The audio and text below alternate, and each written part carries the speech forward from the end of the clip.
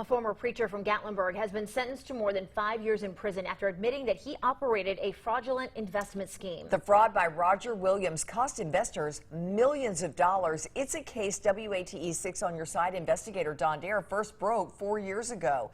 Now he's following up with today's sentencing. He was once a preacher. Soon he'll be a federal prisoner for the next 5 years. Roger Williams walked into federal court today after pleading guilty in May to mail fraud and obstructing federal tax laws.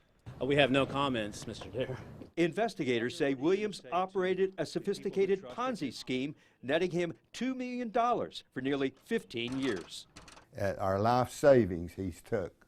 The late Jimmy Vineyard told us in July 2014 he had contributed over $400,000 into Dash Holdings, an open-door investment operated by Williams.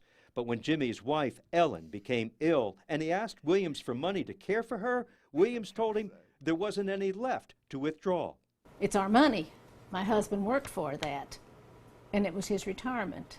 Judy and Gerald Perkins had invested close to $150,000 with Williams. For several years, they received monthly checks drawn on their investment that paid their mortgage.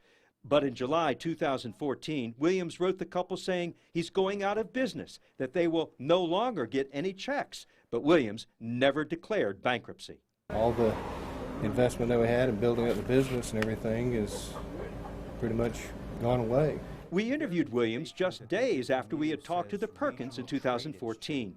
In our investigation, we found reports mailed by Williams to clients like David and Lillian Robertson, who had invested about $150,000. Williams wrote that there would be a moratorium on dividends. Their money was being invested in another business. Federal investigators say that was a lie. In his plea agreement, the government says to continue his fraud, Williams sent funds from victims to other victims in order to make it appear they were earning returns on their investments. In other words, Williams operated a Ponzi scheme. Instead of investing victims' funds, Williams used the money for personal living expenses, vehicle payments, and vacations after transferring it to his own bank accounts. Investigators found Williams filed false IRS forms, filed false IRS income interest earnings that his clients were supposedly making. Jimmy Vineyard never got any of his money. He died 2 years ago. Gerald and Judy Perkins eventually lost their home in Seymour. They moved out of the area in 2015.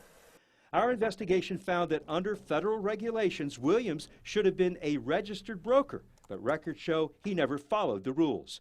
More than 50 trusting people had invested their money with Williams. After all, he was a pastor, which he often reminded them. However, he even cheated members of his own church, diverting fake bonds for his personal benefit. You were the treasurer. You were the president. Do you have some credentials that shows that you have the knowledge to invest this money? Not anything, officially or whatever. In court today, Williams said he was deeply sorry for what had occurred, that he was ready to face his judgment. Federal Judge Pamela Reeves told Williams, "There is no excuse for what you have done." She sentenced him to 63 months in prison and ordered him to pay over $1.3 million in restitution to his victims.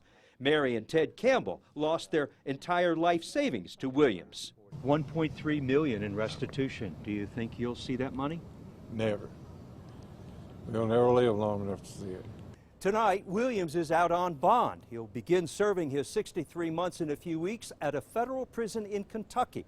It's likely he'll serve most of his time because under federal guidelines, there's no getting out of prison early for good behavior.